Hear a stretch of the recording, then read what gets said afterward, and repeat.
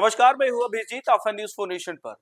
बिहार में बीते साल से जमीन सर्वे का काम चल रहा है और आप देखें किस तरीके से जमीन सर्वे के बीच कई तरह के गड़बड़ियां भी निकलकर सामने आ रही है। राजस्व एवं भूमि सुधार विभाग की तरफ से जमीन मालिकों की समस्या को दूर करने के लिए जमीन से जुड़े अधिकारियों को कई तरह के जो है निर्देश दिए गए थे, लेकिन जिस तरीके से जमीन मालिकों को अभी भी जमीन के दस्तावेज और तमाम तरह के जमीन से जुड़े एक काम करने में जो है वो परेशानी हो रही है। और अब राजस्व एवं भूमि सुधार विभाग की तरफ से देखिए किस तरीके से अब एक्शन लिया गया है।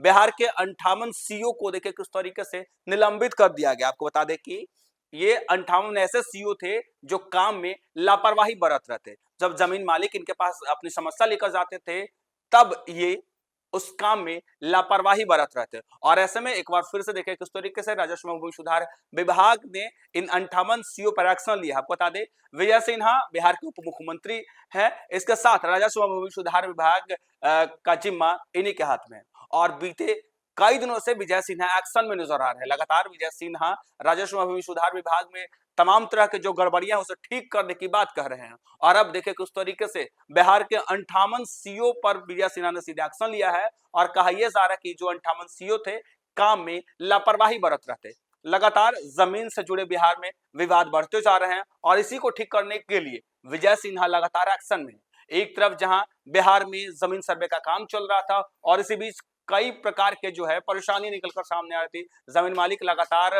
ब्लॉक का चक्कर काट रहे थे, सीओ दफ्तर का चक्कर काट रहे थे, लेकिन उनकी समस्या जो है वो खत्म नहीं हो रही थी। राजस्व भूमि सुधार विभाग की तरफ से तमाम अधिकारियों को निर्देश दिया गया कि जो जमीन मालिक जमीन से समस्या लेकर यदि आपके पास आते हैं तो उसका समस्या का निदान किया जाए। लेकिन इसके बावजूद भी ये 58 सीओ ऐसे थे जो लापरवाही बरत रहे थे। और देखिए किस तरीके से राजस्व एवं भूमि सुधार विभाग ने 58 अंचलाधिकारी यानी सीओ को नोटिस भेजा है।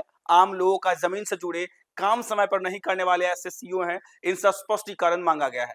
उप मुख्यमंत्री विजय कुमार सिन्हा के निर्देश पर मांगे गए स्पष्टीकरण का संतोषजनक जवाब नहीं मिलने पर इन पर विभागीय कार्रवाई भी होगी। हालांकि इसके तहत प्रपत्र का गठित करने के लिए वेतन वृद्धि पर रोक या पदोन्नति भी रोकी जाएगी। विभाग ने बीते दिनों जमीन से जुड़े कार्यों की राज्य स्तरीय समीक्षा की। विभाग ने म्यूटेशन, डिफेक्ट चेक, एप्लीकेशंस की समीक्षा के दौरान पाया गया कि अंचल अधिकारी जो है दखल खारिज निपटारे की गति में जो है वो लापरवाही बरत रहे हैं। अंचल कार्यालय में बड़ी संख्या में या तो आवेदन लंबित है या अवैध कारणों से रिजेक्ट कर दिया गया है। वही म्यूटेशन एप्लीकेशन की समीक्षा में पाया गया कि सीओ ने तय समय यानी 90 दिनों में दखल खारिज का काम निपटारा नहीं किया, जबकि दखल खारिज निपटारे का राज्य स्तरीय औसतन 44 दिन है। विभाग ने ऐसे अंचल की पहचान की और अंचलाधिकारियों को जवाब तलब किया जिन्हें नोटिस दिया गया।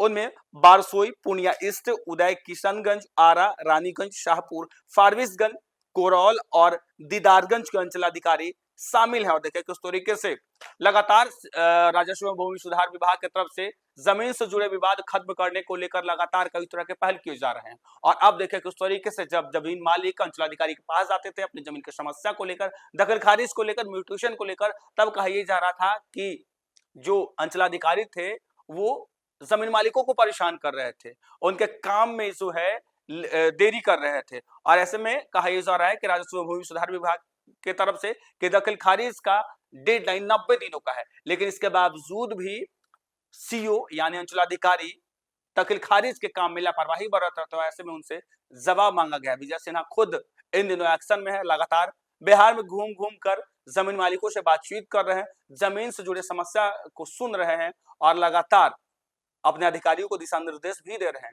लेकिन अब 58 सीओ ऐसे थे जो काम में लापरवाही बरतने पर जो है उन पर अब कार्रवाई की गई है। फिलहाल के लिए इतना ही, आगे के लिए देख रहे हैं न्यूज़4नेशन।